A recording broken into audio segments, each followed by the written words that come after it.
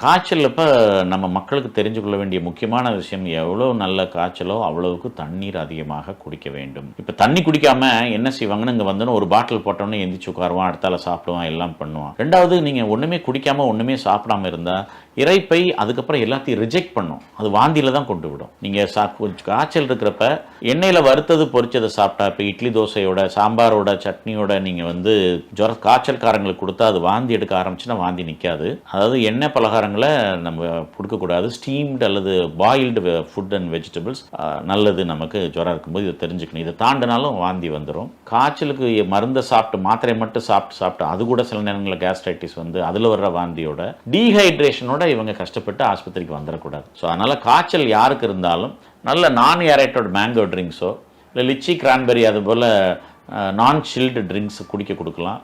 பால் இல்லாத டீ, ரொம்ப ஸ்ட்ராங்காக இல்லாமல் ப்ரௌன் கலர் டீயாகவே எவ்வளோ நாளும் குடிக்கலாம். அதில் கொஞ்சம் சர்க்கரையை போட்டிங்கன்னா இட்லி சாப்பிட்ட தெம்பு கிடைக்கும். உங்களுக்கு அடுத்தால சாப்பிட முடியும். சுத்தமாக சாப்பிடாமே இருக்கவங்களுக்கு கண்டிப்பாக சாப்பிட முடியாமல் போயிடும். அதனால் இந்த மாதிரி பண்ணுனா டாக்டர்கிட்ட வரும்போது கஷ்டப்பட முடியாது.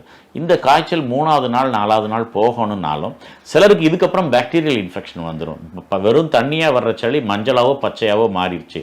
அது இருமுறை சளியாக இருந்தாலும் மூக்கிலிருந்து வர்ற சளியாக இருந்தாலும் அது பாக்டீரியா வாய்க்குன்னு அர்த்தம். அதுக்கப்புறம் டாக்டருங்க மருந்து போட்டால் தான் அது நல்லா ஆகும். ஸோ அதை சென்னால் தானே சரியாக போகணும். 5வது நாள் 7வது நாள்லாம் விடுறது தப்பு. 5வது நாள் டாக்டர்ஸ் எல்லாருமே பிளட் டெஸ்ட் பண்ணி பார்ப்போம். ஏதாவது டைஃபாய்டு, மலேரியா, டெங்கு எல்லாம் இருக்கான்னுட்டு. சில நேரத்தில் 102, 104 குறையவே இல்லை, வாந்தி இருக்குது, ரொம்ப அதிகமாக பையன் கறங்குறான், குழந்தைங்க கறங்குதுன்னா செகண்ட் டேயே நம்ம டெஸ்ட் பண்ணி பார்ப்போம். இப்போ டெங்கு சீசன்லாம் பிளேட்லெட் கவுண்ட்ஸ் கம்மியாக இருக்கான்னு பார்ப்போம். அது கம்மியாக இருந்தால் உடனே டெங்கு கார்டு போட பார்த்து அதை வச்சு டெங்குவை கன்ஃபார்ம் பண்ணுவோம், அட்மிஷன் போட சொல்லுவோம். இந்த மாதிரி இது வந்து எல்லா தொழிலுக்குமானது தான். ஒரு பல்பை ஃபியூஸ் ஆனால் என்ன செய்வோம், பல்பை மாற்றுவோம். அதுக்கு மேலே இல்லைன்னா நம்மளே எலக்ட்ரிக்கல் வேலையை பார்க்க மாட்டோம். அது மருத்துவத்துக்கும் பொருந்தும். ஒரு நாளில் ஜுர மாத்திரையில் கேட்கலையா, ஒரு நல்ல பேதி மாத்திரை கேட்க, ஒரு வேளையில் ஒரு பேதியை பொறுத்தல ஒரு வேளை தான் சொல்லுவேன்.